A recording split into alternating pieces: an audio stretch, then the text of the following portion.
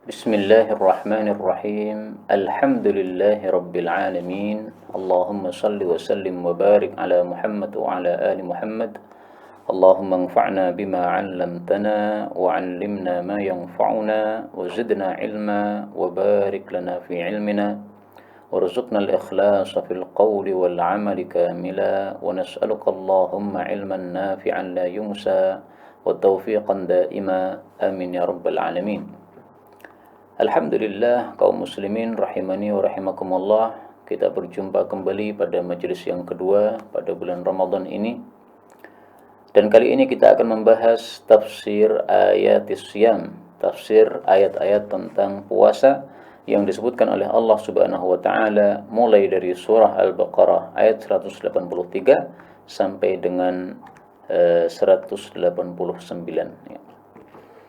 أعوذ بالله السميع العليم من الشيطان الرجيم يا أيها الذين آمنوا كتب عليكم الصيام كما كتب على الذين من قبلكم لعلكم تتقون أياما معدودات فمن كان منكم مريضا أو على سفر فعدة من أيام أخر وعلى الذين يطيقونه فدية طعام مساكين فمن يطوع خيرا فهو خير له وأن تصوموا خير لكم إن كنتم تعلمون شهر رمضان الذي أنزل فيه القرآن هدى للناس وبينات من الهدى والفرقان فمن شهد منكم الشهر فليصمه ومن كان مريضا أو على سفر فعدة من أيام أخر يريد الله بكم اليسر ولا يريد بكم العسر ولتكملوا العدة ولتكبروا الله على ما هديكم ولعلكم تشكرون وإذا سألك عبادي عني فإني قريب أجيب دعوة الداعي إذا دعاني فليستجيبوا لي وليؤمنوا بي لعلهم يرشدون أحل لكم ليلة الصيام الرفث إلى نسائكم هن لباس لكم وأنتم لباس لهن علم الله أنكم كنتم تختانون أنفسكم فتاب عليكم وعفى عنكم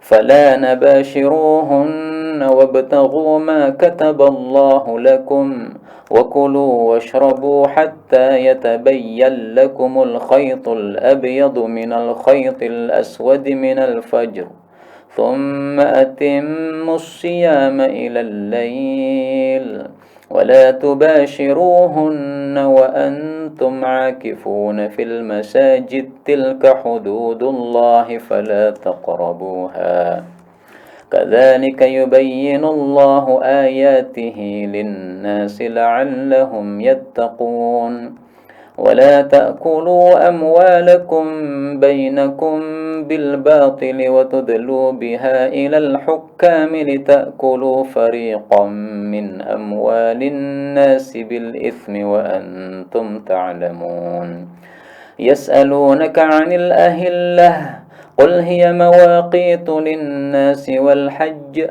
وليس البر بأن تأتوا البيوت من ظهورها ولكن البر من اتقي وأتوا البيوت من أبوابها واتقوا الله لعلكم تفلحون الحمد لله رب العالمين اللهم ارحمنا بالقرآن آمين. Kaum muslimin rahimani wa rahimakumullah, sebelum kita membahas tafsir ringkas untuk ayat-ayat puasa ini, terlebih dahulu saya ingin menjelaskan bahwa kenapa saya sering membaca bacaan Al-Quran dengan bacaan yang berbeda dari biasanya, sehingga sebagian ikhwan menghubungi saya mengatakan apakah tidak sebaiknya dengan bacaan yang biasanya saja supaya lebih memudahkan bagi orang-orang awam. Maka saya jawab bahwasanya saya terus terang bersengaja menampilkan bacaan-bacaan Al-Quran yang berbeda supaya kita paham bahwasanya Al-Quran ini diturunkan oleh Allah Subhanahu wa Ta'ala dengan 7 logat yang semuanya diajarkan oleh Rasulullah sallallahu alaihi wasallam kepada sahabat-sahabat beliau. Kemudian sisa-sisa atau bekas-bekas dari 7 logat tadi kita temukan di dalam qiraah asyrah mutawatirah. Qiraah Al-Quran yang 10 macam yang semuanya mutawatir dari Rasulullah sallallahu alaihi wasallam. Dalam hal ini Rasul sallallahu alaihi wasallam bersabda, kata kuncinya adalah sab'ati ahruf. Beliau mengatakan innallaha azza wa jal, sesungguhnya Allah azza wa jal ya'muruka, menyuruh kamu wahai Nabi Muhammad, ini perkataan malaikat Jibril, an tuqri'a ummataka, untuk membacakan kepada umatmu Al-Qur'an, Al-Qur'an ini ala sab'ati ahruf, dengan 7 huruf. Nah, 7 huruf ini diperselisihkan oleh para ulama. Apa makna dari huruf di sini? Sampai ada sekitar 40 pendapat kalau saya tidak salah ingat. Nah, pendapat yang paling terkenal dan yang paling sahih insyaallah bahwa yang dimaksud ahruf, 7 huruf ini adalah maksudnya 7 logat. Karena orang-orang Arab antara satu kabilah dengan kabilah yang lain logatnya beraneka ragam. Rasulullah sallallahu alaihi wasallam dari Mekkah, logatnya orang-orang Quraisy berbeda dengan logatnya orang-orang Arab dari Yaman misalnya. Maka kita ingat Abu Hurairah radhiyallahu anhu ketika menyampaikan satu hadis Nabi sallallahu alaihi wasallam tentang menyembelih kurban. Dalam hadis itu disebutkan, ya Aisyah khudil mudyah, wahai Aisyah ambillah mudyah. Maka Abu Hurairah berkomentar, baru kali ini saya mendengar istilah mudyah yang artinya pisau, sementara kami orang-orang Yaman menyebut pisau dengan istilah yang lain, yaitu as-sikin. Nah, maka satu kabilah Arab dengan kabilah Arab yang lainnya logatnya beraneka ragam, sehingga mereka pun dipersilahkan oleh Allah Subhanahu wa taala membaca Al-Qur'an dengan logat masing-masing ala sab'ati ahruf. Kemudian Rasulullah mengatakan fa ayyama harfin qara'u alaih, manapun huruf yang mereka membaca Quran di atasnya, faqad asabu, maka sungguh semuanya sudah benar. Hadis riwayat Imam Muslim. Contoh yang paling gampang, bagaimana sih perbedaan logat antara satu kabilah Arab dengan kabilah yang lain? Misalnya orang Arab membaca fathah ada 3 macam. Ada yang membaca fathah dengan fathah murni, al-huda. Ada yang membacanya dengan fathah yang tidak murni, yang disebut imalah, yaitu fathah tetapi mendekati kepada kasrah, al-hudi, majriha. Ada juga yang membaca dengan cara taklil. Taklil itu tengah-tengah antara fathah murni dengan imalah, tengah-tengah antara keduanya, namanya taklil. Yang saya dapatkan dari guru saya, Syekh Hamid Al-Bukhari, hafizahullah, seorang ahli qiraat dan ahli hadis yang terkenal di Madinah. Beliau prakteknya adalah al-huda, ya. Jadi ada al-huda, ada al-hudi, ada al-huda. Nah, ini semuanya adalah logat-logat Arab yang berbeda-beda, dipersilahkan oleh Allah Subhanahu wa taala untuk dibaca Al-Qur'an dengan logat-logat tersebut, tentu saja berdasarkan apa yang diriwayatkan secara mutawatir sampai kepada Rasulullah sallallahu alaihi wasallam. Jadi bukan logat Arab sekarang ya boleh bebas membaca Quran, tidak begitu, tapi maksudnya yang ada riwayatnya mutawatir sampai kepada Rasulullah sallallahu alaihi wasallam. Maka contohnya pada ayat 184 tadi, biasanya antum membaca misalnya fidyatun ta'amu miskin, saya baca fidyatu ta'ami masakin, enggak ada masalah. Memang seperti ini salah satu bacaan Quran yang mutawatir dari Rasul sallallahu alaihi wasallam. Nah, perlu diketahui bahwa bacaan yang mutawatir dari Nabi itu selalunya tulisannya tidak akan berbeda dengan mushaf yang ada di tengah-tengah kita, ya. Misalnya ini tadi, fidyatun ta'amu miskin. Ini dengan bacaan yang kedua, fidyatu ta'ami masakin. Enggak ada perubahan bentuk, enggak ada perubahan tulisan. Paling ada perubahan tulisan sedikit ini, masakin, ini saya tambahi alif untuk mempermudah saja. sebenarnya tulisannya tetap seperti ini ya. Karena seperti ini bisa dibaca miskin, bisa dibaca masakin ya. Tapi untuk mempermudah saya tambahi alif. Demikian juga faman tatawwa, bisa dibaca faman yatawwa. Demikian juga Al-Quran, bisa dibaca Al-Quran sesuai dengan qiraah Ibnu Katsir, sebagaimana dikatakan oleh guru kami Syekh Amr Khairun, seorang ahli qiraat di Kuwait, ya, asalnya Mesir beliau. Ini di hadapan saya ada mushaf, kebetulan ini mushaf Ibnu Katsir ya, mushaf Ibnu Katsir. Nah, di sini kalau kita baca ayat-ayat yang di situ tertulis Al-Qur'an, semuanya di sini tertulisnya adalah Al-Qur'an ya. Tidak ada kata-kata Al-Qur'an tapi apa? Al-Qur'an. Oh, ini enggak muncul ya tulisannya ya. Baik, enggak ada masalah. Baik.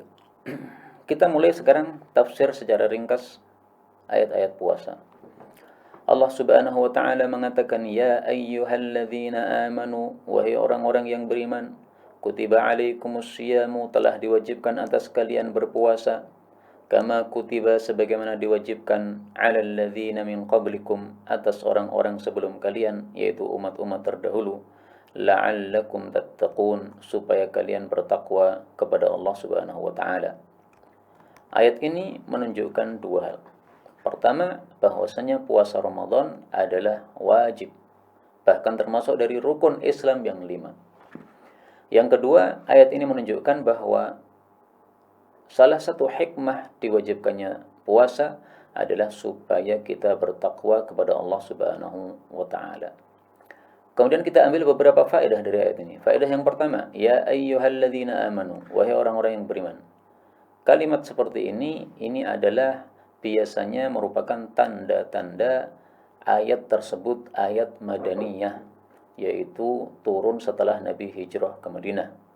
Adapun sebelum Nabi hijrah ke Madinah, biasanya ya ayyuhan nas. Meskipun tidak selalu begitu, tetapi biasanya adalah seperti ini. Ibnu Mas'ud mengatakan, "Idza sami'tallaha yaqulu ya ayyuhalladzina amanu fa'ar'iha sam'ak." Apabila engkau mendengar Allah Subhanahu wa taala mengucapkan ya ayyuhalladzina amanu, maka pasang telinga Anda. Kenapa? Fa innama huwa khairun amara bi aw syarrun naha anhu. Karena tiada lain setelah ya ayyuhalladzina amanu pasti adalah satu kebaikan besar yang akan diperintahkan oleh Allah atau satu keburukan besar yang akan dilarang oleh Allah Subhanahu wa taala. Dan ternyata benar sebagaimana kata Ibnu Mas'ud, setelah ya ayyuhalladzina amanu kita dapatkan kutiba alaikumussyam, diwajibkan atas kalian puasa, maksudnya puasa Ramadan. Jadi as-syam ini maksudnya adalah syiamu Ramadan, puasa Ramadan. Puasa adalah perkara yang besar, bukan perkara yang sepele. Sebagaimana sabda Nabi sallallahu alaihi wasallam, beliau mengatakan, "Alaika bis-shaumi fa innahu la mithlalah." Selalulah kamu berpuasa karena puasa itu tidak ada tandingannya. Hadis riwayat Nasa'i disahihkan oleh Ibnu Hibban. Nah, berarti puasa perkara yang besar, kebaikan besar yang akan diperintahkan oleh Allah sebagaimana kata Ibnu Mas'ud tadi. Dan puasa itu berarti orang sabar menahan nafsunya. Karena puasa itu definisinya meninggalkan 3, meninggalkan makan, meninggalkan minum, meninggalkan syahwat dari fajar sampai dengan tenggelam matahari. Dan kita tahu bahwa orang yang sabar pahalanya tidak ada hitungannya. Sebagaimana kalam Allah Subhanahu wa taala dalam Al-Qur'an, "Innama yuwaffas sabiruna ajrahum bighairi hisab." Tiada lain disempurnakan bagi orang-orang yang sabar pahala mereka tanpa hitungan. Surah Az-Zumar ayat 10. Maka kita melakukan puasa, ini sabar, menahan dari 3 syahwat manusia. Ini termasuk dalam ayat yang umum ini. InsyaAllah kita akan diberi pahalanya tanpa hitungan, saking banyaknya pahala tersebut. Itulah sebabnya dalam hadis qudsi kita dapatkan bahwa Allah Subhanahu wa taala mengatakan, "As-siyamu li wa ana ajzi bih." Puasa adalah untuk saya dan saya membalas dengannya. Artinya Allah membalas langsung sehingga tidak ada siapapun yang mengetahui berapa balasannya. Malaikat-malaikat pun tidak mengetahui berapa balasannya orang yang berpuasa. karena besarnya pahala yang diberikan kepada mereka. Wallahu a'lam bissawab. Faedah berikutnya, kata-kata kutiba artinya diwajibkan. Maksudnya diwajibkan. Padahal arti asalnya kata bayak tubuh menulis, kutiba ditulis, kitab adalah kitab, ya, kitab isinya tulisan-tulisan. Kenapa sesuatu yang diwajibkan diungkapkan dengan kata-kata kutiba, yaitu ditulis? Karena semua perkara yang wajib itu sudah tertulis di dalam Al-Lauhul Mahfuz. Masalah salat, masalah zakat, masalah puasa, masalah apapun yang wajib sudah ada tulisannya dalam Al-Lauhul Mahfuz. Ma farratna fil kitabi min syai'. Faedah berikutnya, Allah mengatakan kama kutiba 'alal ladzina min qablikum. Sebagaimana puasa diwajibkan untuk umat terdahulu. Apa fungsi kalimat ini? Apa tujuannya kalimat ini disampaikan? Tujuannya adalah litakhfif, untuk memberikan keringanan, yaitu supaya kita merasa ringan, umat Islam ini supaya merasa ringan terhadap kewajiban puasa.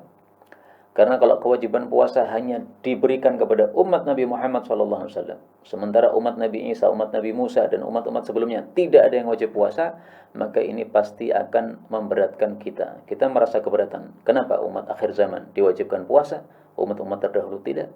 Nah, maka Allah tampilkan di sini satu kalimat yang fungsinya adalah litakhfif, ya, supaya kita merasa ringan bahwasanya puasa ini bukan sesuatu yang berat. Apalagi pada ayat berikutnya nanti Allah mengatakan ayyaman ma'dudat, beberapa hari yang bisa dihitung. Artinya sedikit. Sesuatu yang sedikit itu bisa dihitung. Sesuatu yang banyak tidak bisa dihitung. Dari 12 bulan, 1 tahun, ya, diambil hanya 1 bulan. 1 bulan itu pun kadang-kadang 30 hari, kadang-kadang 29 hari. Nah, maka dari 12 bulan diambil 1 bulan, ini sesuatu yang sedikit. Dari 360 hari, yaitu 1 tahun, diambil hanya 30 hari. Ini sesuatu yang sedikit. Tidak sampai 10%-nya. Nah, maka kalau ada orang muslim yang dia tidak berpuasa, ini sungguh-sungguh sangat-sangat aneh. Dia merasa keberatan, padahal Allah Subhanahu wa Ta'ala mengatakan, ini kewajiban sudah ada sejak dulu, dan ini kewajiban hanya beberapa hari yang bisa dihitung, tidak banyak-banyak. Faedah berikutnya, Allah mengatakan la'allakum tattaqun, supaya kalian bertakwa kepada Allah Subhanahu wa Ta'ala. Takwa itu maksudnya adalah imtithalul awamir wajtinabun nawahi, melakukan perintah Allah, menjauhi larangan Allah. Jadi diwajibkan puasa supaya kita menjadi orang yang taat kepada Allah.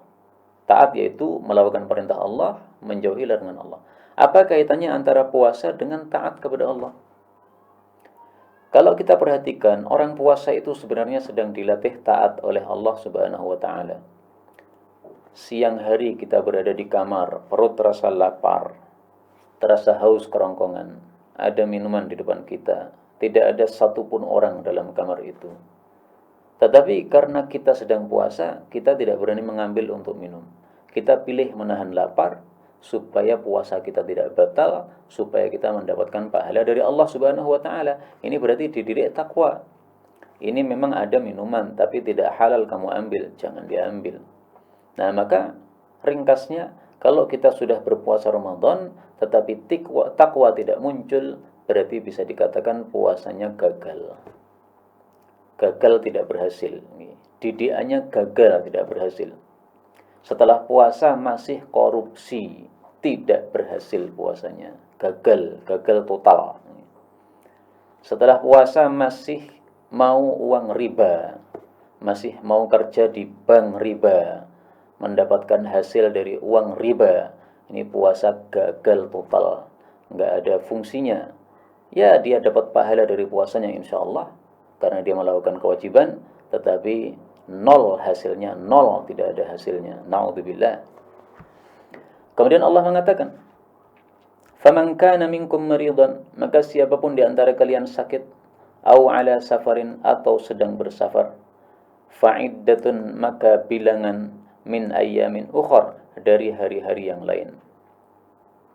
Maksudnya, orang yang sakit maupun safar, dia boleh untuk tidak berpuasa. Dan kalau tidak berpuasa, dia harus mengganti puasa pada hari yang lain. Ini tafsiran menurut mayoritas para ulama. menyelisih mereka sebagian kecil ulama mazhab Zahiri namanya.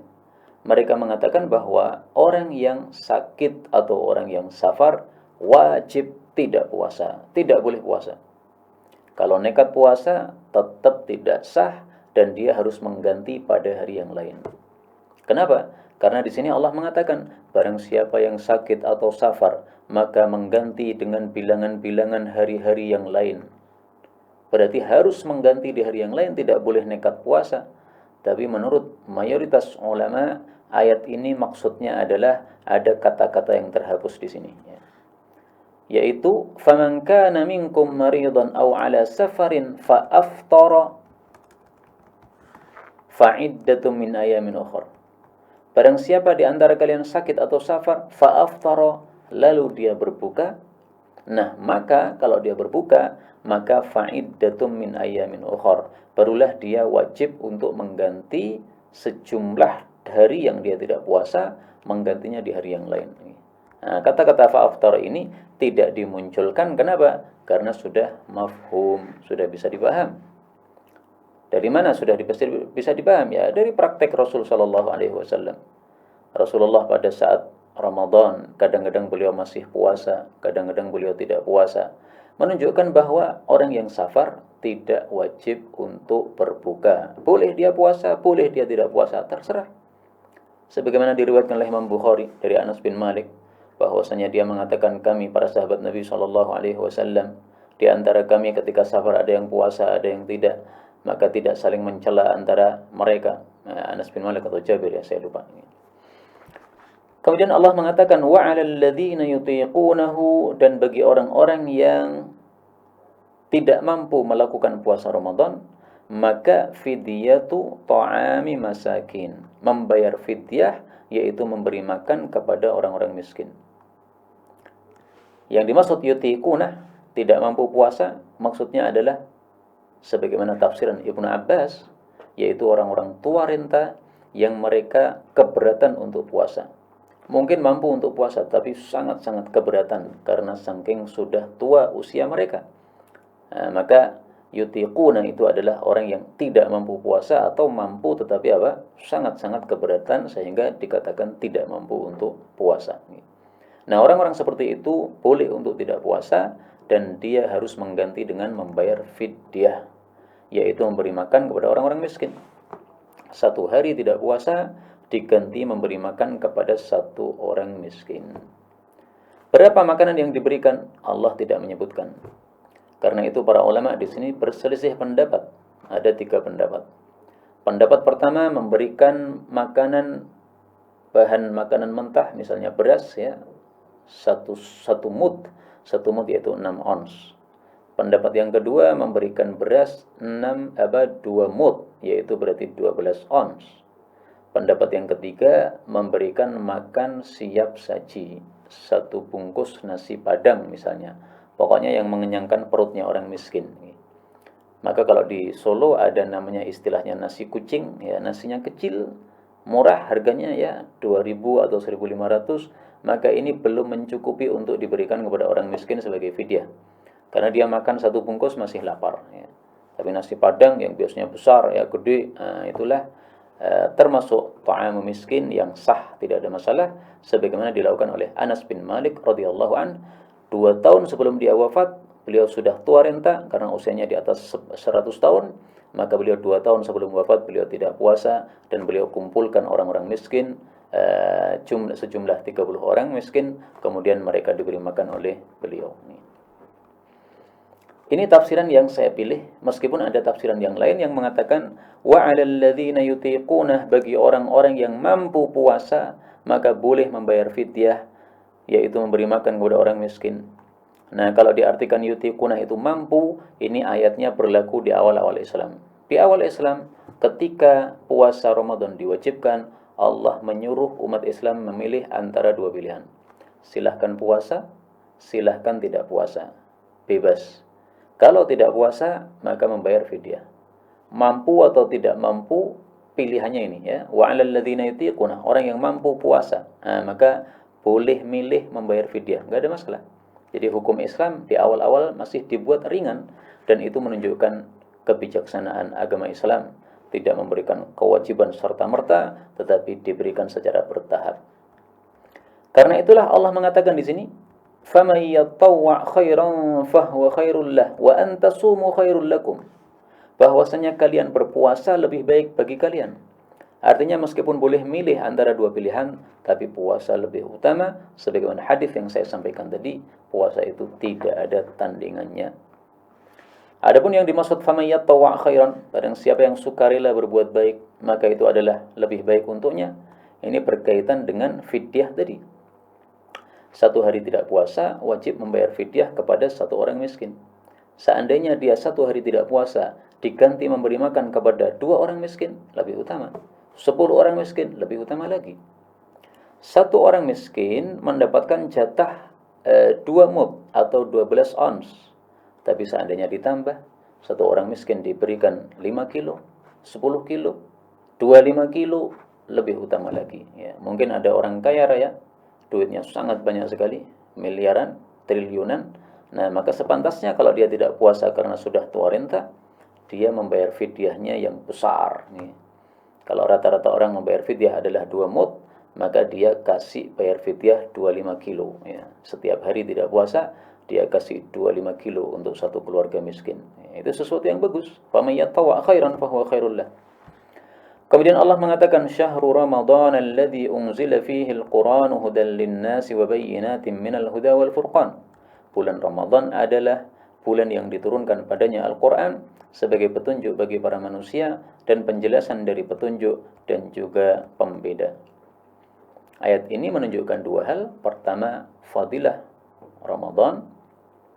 Yang kedua, bahwasanya Ramadan dipilih oleh Allah Subhanahu wa taala sebagai bulan diturunkannya Al-Quran, yaitu diturunkan 30 juz sekejap dari Lauhul Mahfuz kepada Baitul Izzah yang merupakan Ka'bahnya para malaikat, yang tempatnya letaknya tepat di atas Ka'bah yang ada di bumi ini. Dari Ka'bah naik ke langit, maka akan bertemu dengan Baitul Izzah. Allah mengatakan, "Faman syahida minkumus syahra falyasumhu." Maka barang siapa yang menyaksikan di antara kalian bulan Ramadan, hendaklah dia berpuasa padanya. Yang dimaksud syahida, menyaksikan, itu maksudnya adalah dia mengalami awal Ramadan dalam keadaan muqim, tidak safar. Tidak safar dan tidak sakit tentu saja ya. Maka dia wajib untuk berpuasa. Karena itulah sebagian kecil ulama berpendapat, siapa yang tanggal 1 Ramadan dia berada di kampungnya dan dia berpuasa Ramadan, maka sampai akhir Ramadan dia wajib puasa, tidak boleh tidak puasa. Karena di sini Allah mengatakan, barang siapa yang menyaksikan bulan Ramadan, hendaklah dia berpuasa padanya. Berarti puasa 30 hari penuh, sebulan penuh. Tapi pendapat yang lebih tepat sesuai dengan praktik Rasul Shallallahu Alaihi Wasallam, meskipun kita mengalami awal puasa Ramadan di kampung kita, tetapi seandainya tengah-tengah Ramadan kita melakukan safar, maka boleh kita tidak puasa, nggak ada masalah. 2 kali Rasul Shallallahu Alaihi Wasallam melakukan peperangan di bulan Ramadan. Yang pertama pada perang Badar Kubra, yang kedua pada perang Fathu Makkah. Itu beliau melakukan puasa Ramadan. Dari Madinah beliau sudah puasa Ramadan. Tengah-tengah puasa beliau kemudian melakukan perjalanan menuju ke Mekah untuk menaklukkan Fathu Makkah, melakukan Fathu Makkah. Ternyata beliau di tengah jalan membatalkan puasa karena diberitahu bahwasanya orang-orang pada lelah mereka, pada lemes mereka. Sebenarnya Rasulullah SAW mampu untuk melanjutkan puasa, tapi karena rahmat beliau kepada para sahabatnya, akhirnya beliau minum supaya para sahabat melihatnya, sehingga mereka semuanya juga minum sebagaimana Rasulullah SAW. Kemudian Allah mengulang lagi, وَمَنْ كَانَ مَرِيضًا أَوْ عَلَى سَفَرٍ فَعِدَّةٌ مِّنْ أَيَّامٍ أُخَرَ. Siapapun yang sakit atau safar boleh mengganti pada hari-hari yang lain sesuai jumlah hari yang dia tidak puasa padanya. Di sini Allah mengatakan ayyamin ukhar, hari-hari yang lain. Allah tidak mengatakan berturut-turut. Karena itu pendapat mayoritas ulama bahwasanya mengganti kewajiban puasa Ramadan tidak harus berturut-turut, tetapi bebas ya. 5 hari tidak puasa Ramadan. Kenapa? Karena haid, berturut-turut. Tapi nanti ketika mengganti tidak harus berturut-turut.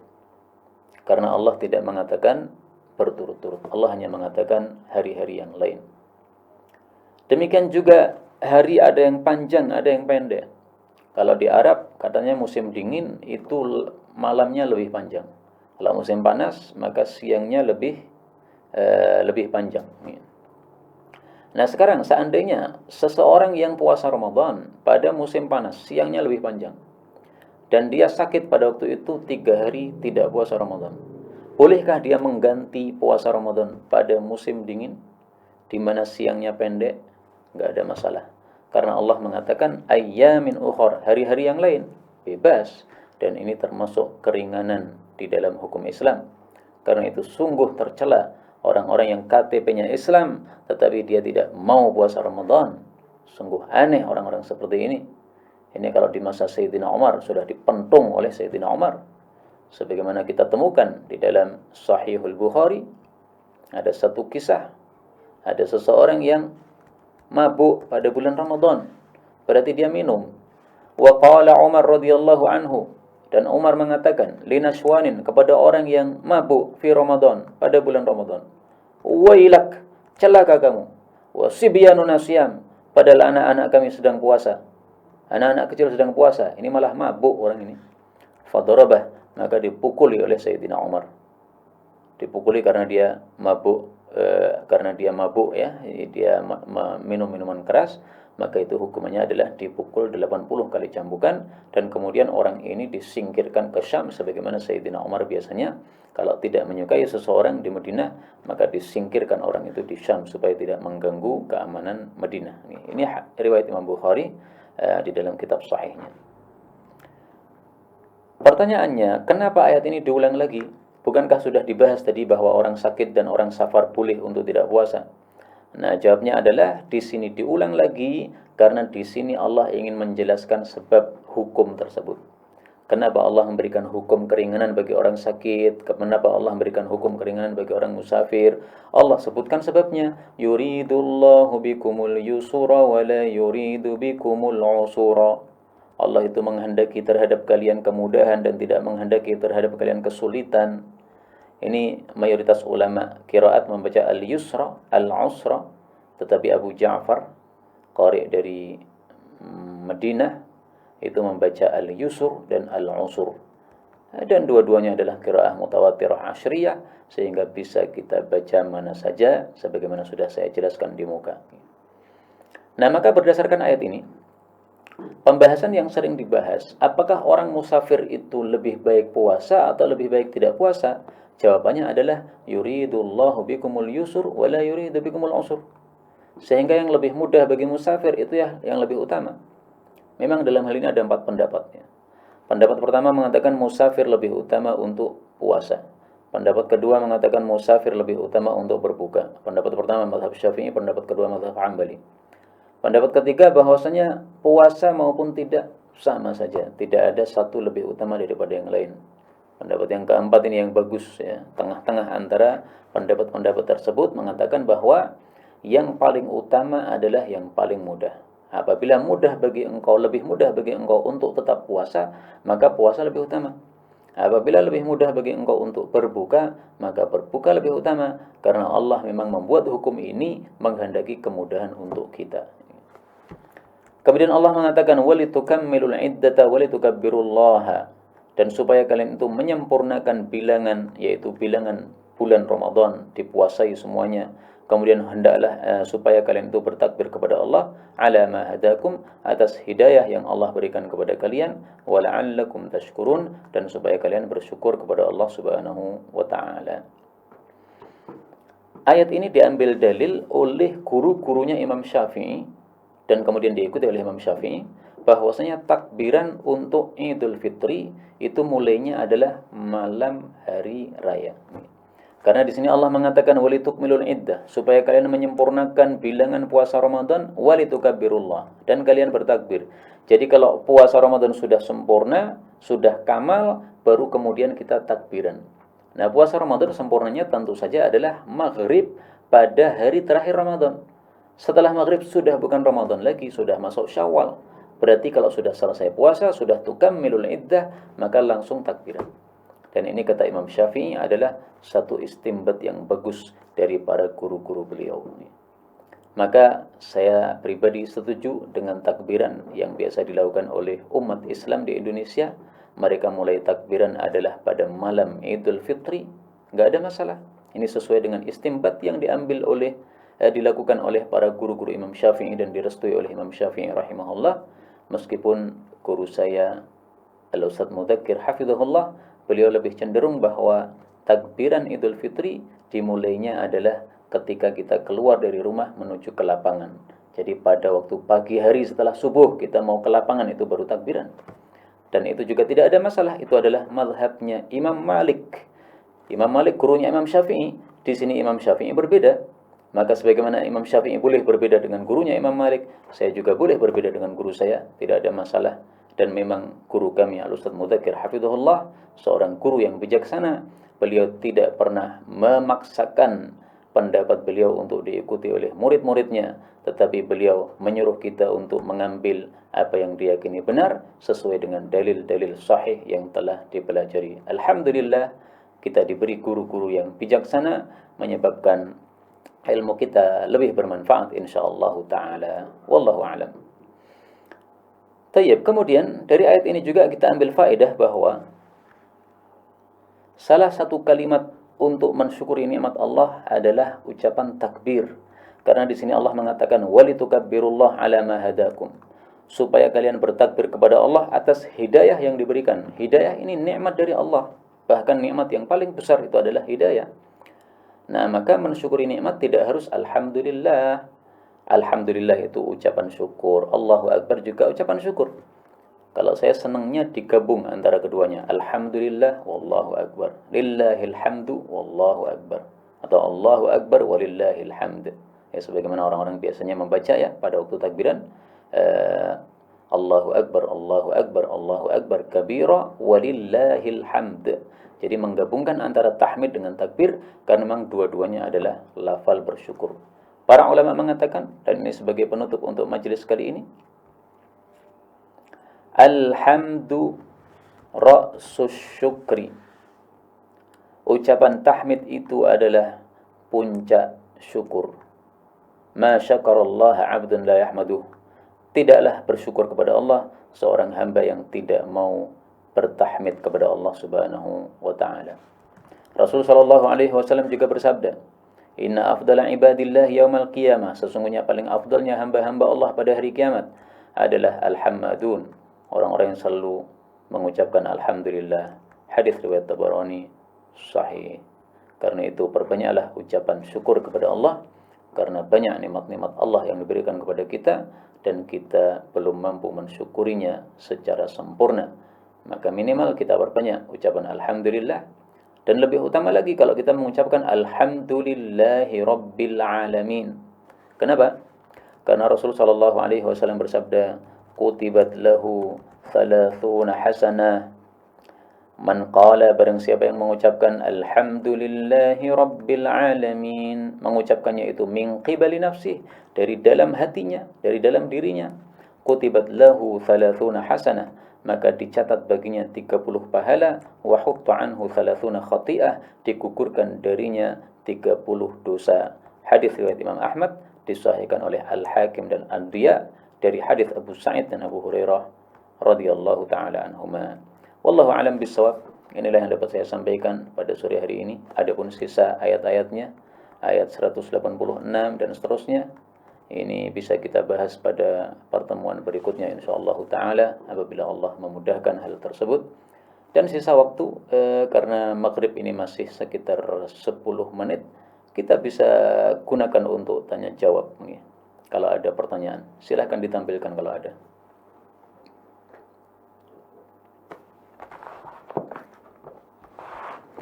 Allah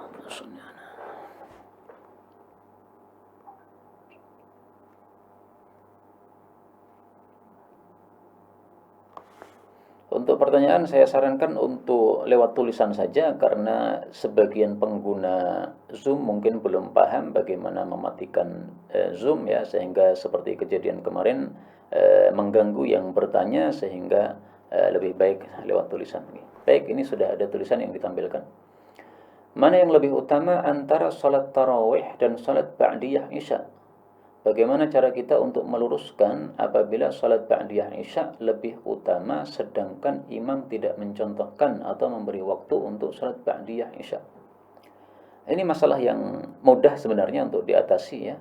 Kalau imamnya setelah isya langsung tarawih, tidak ba'diyah, maka ada dua kemungkinan.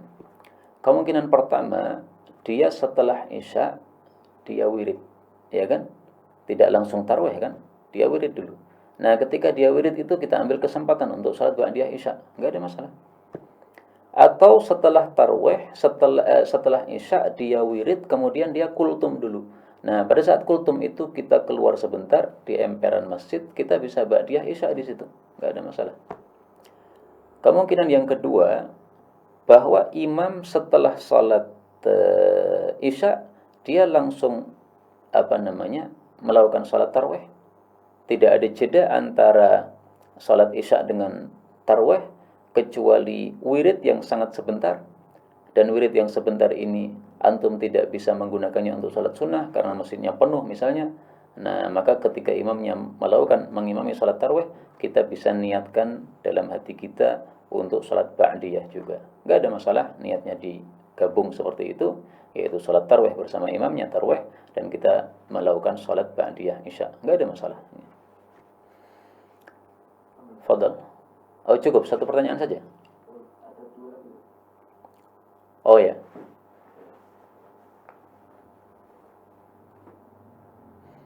Silahkan ditampilkan.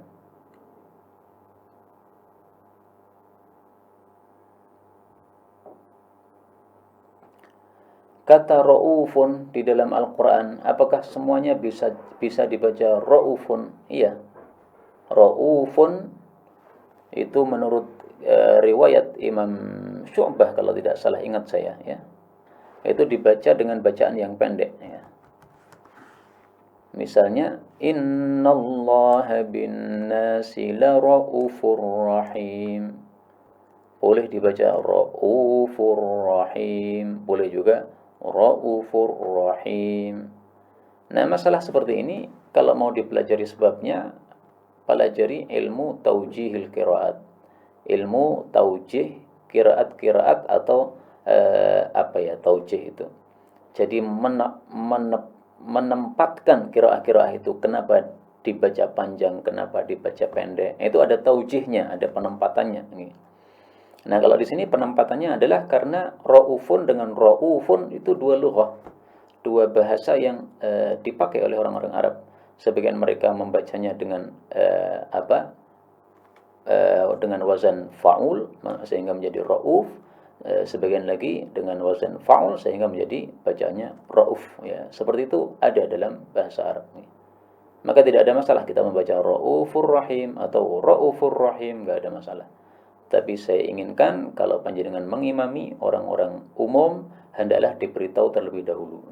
Bacaan saya nanti akan dengan bacaan qiraah mutawatirah. Kalau memang panjenengan sudah belajar qiraah mutawatirah, maka silakan dibaca dalam menjadi imam, tetapi disampaikan dulu supaya tidak jadi fitnah. Kalau menimbulkan fitnah itu yang salah kita. Kenapa kita membaca qiraah mutawatirah dari Rasul sallallahu alaihi wasallam tetapi kita tidak sampaikan kepada orang-orang yang belum paham.